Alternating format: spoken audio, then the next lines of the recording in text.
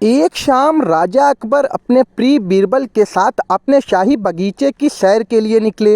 वह बगीचा बहुत ही शानदार था। चारों ओर हरियाली ही हरियाली थी और फूलों की खुशबू आ रही थी। ऐसे में राजा को जाने क्या सूझा कि उन्होंने बीरबल से कहा, बीरबल, हमारा मन है कि इस हरे भरे बगीचे में हम हरे हरे घोड़े पर बैठकर घूमें। इसलिए मैं तुम्हें आदेश देता हूँ कि तुम 7 दिनों के अंदर हमारे लिए एक हरे घोड़े का इंतज़ाम करो। वहीं अगर तुम इस आदेश को पूरा करने में असफल रहते हो तो तुम कभी मुझे अपनी शक्ल न दिखाना। इस बात से राजा व बीरबल दोनों वाकिफ़ थे कि आज तक दुनिया में हरे रंग का घोड़ा नहीं हुआ है। फिर भी राजा चाहते थे कि बीरबल किसी बात में अपनी हार को स्वीकार करें। इसी कारण उन्होंने बीरबल को ऐसा आदेश दिया। मगर बीरबल भी बहुत चालाक थे। वो भली भांति जानते थे कि राजा उनसे क्या चाहते हैं। इसीलिए वो भी घोड़ा ढूंढने का बहाना बनाकर 7 दिनों तक इधर उधर घूमते रहे।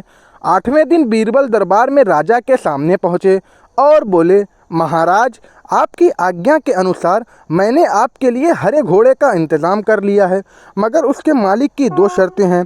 राजा ने उत्सुकता से दोनों शर्तों के बारे में पूछा। तब बीरबल ने जवाब दिया, पहली शर्त यह है कि उस हरे घोड़े को लाने के लिए आपको स्वयं जाना होगा।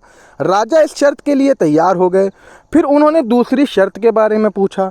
तब बीरबल ने कहा, घोड़े के मालिक की दूसरी शर्त यह है कि आपको घोड़ा लेने के लिए सप्ताह के 7 दिन के अलावा कोई और दिन चुनना होगा। यह सुन राजा बड़ी हैरानी से बीरबल की ओर देखने लगे। तब बीरबल ने बड़ी सहजता से जवाब दिया, महाराज, घोड़े का मालिक कहता है कि हरे रंग के खास घोड़े को लाने के लिए उसकी यह खास शर्तों को माननी ही होंगी। राजा अकबर बीरबल की यह चतुराई भरी बात सुनकर खुश हो गए और मान गए कि बीरबल को उसकी हार मनवाना वाकई में बहुत मुश्किल काम है। इस कहानी से हमें यह सीख मिलती है कि सही सूझबूझ और समझदारी के साथ नामुमकिन लगने वाले काम को भी आसानी से किया जा सकता है। ऐसी ही प्यारी प्यारी कहानियों के लिए हमारे चैनल को सब्सक्राइब ज़रूर करें।